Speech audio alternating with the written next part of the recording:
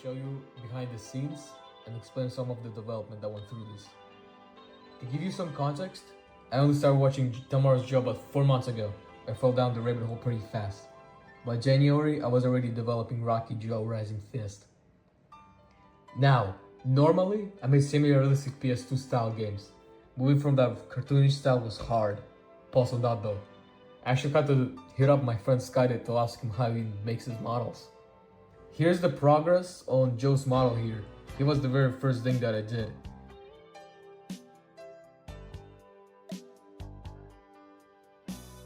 The early version actually reminds me of the official PS2 games because of the way I textured the clothes. I tried adding outlines too, but they look terrible. Quick side note, a friend suggested that I should add Aoni as a secret opponent for TLG, but I wasn't liking the idea whatsoever. I feel like it was an insult to Tomorrow's Joe series. Moving on, by January 17th, I finally got a new texture for a Joe that I liked, which also fit the anime art style, sorta. And looking back, I totally scrapped the game having unique shading style due to how ugly it looked. I even have this old footage of early Yakuza AI set in a GM big city map. It was a placeholder at the time.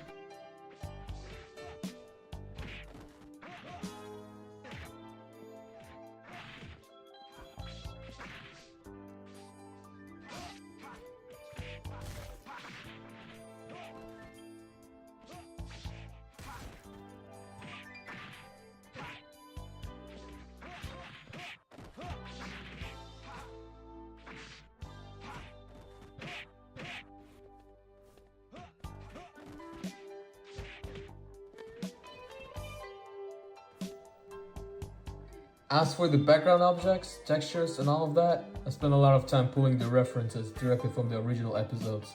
I used the original color palettes and a rough brush preset to try and recreate the OG 70s feel. By the way, that blue sign has its text upside down and actually says, "Sub to TLG."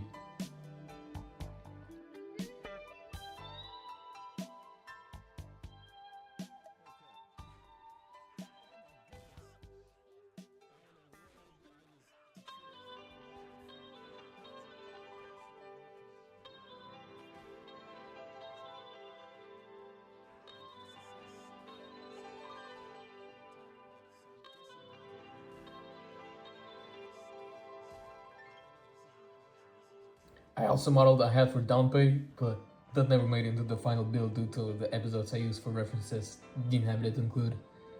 Moving on to the cutscenes, I actually trimmed about 25% of the filler from the anime to make things move faster. Since this is a video game, I wanted to have the same impact, just shorter. I could talk about the cinematics forever, but I'll just show you the piggyback escape scene. This is where Rikishi Toro makes his entrance.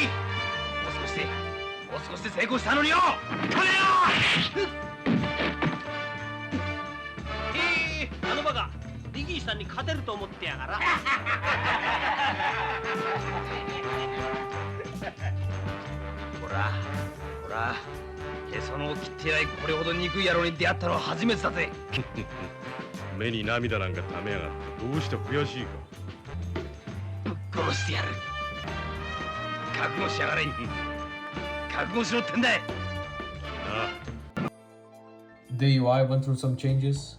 I started with these 3D stance pictures, which I didn't really like, so I switched to manga panel cutouts.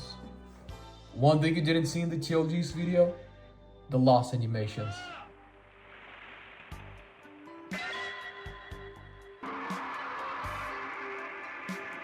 And some extra round cutscenes.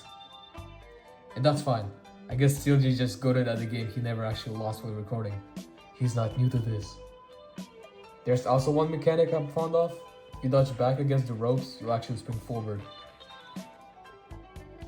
To wrap this up, I want to tell you the real reason I made this. Long story short, I saw TLG's profile picture being Joe Yabuki, and I got curious. I sat down to watch the show. What a journey it was. It's truly unlike anything I've ever seen. If you watch this gameplay, you'll see the fake Aoni movie title screen. I did it because I wanted to see him grinning ear to ear for his birthday.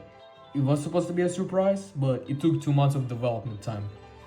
And I just couldn't wait to show it to him.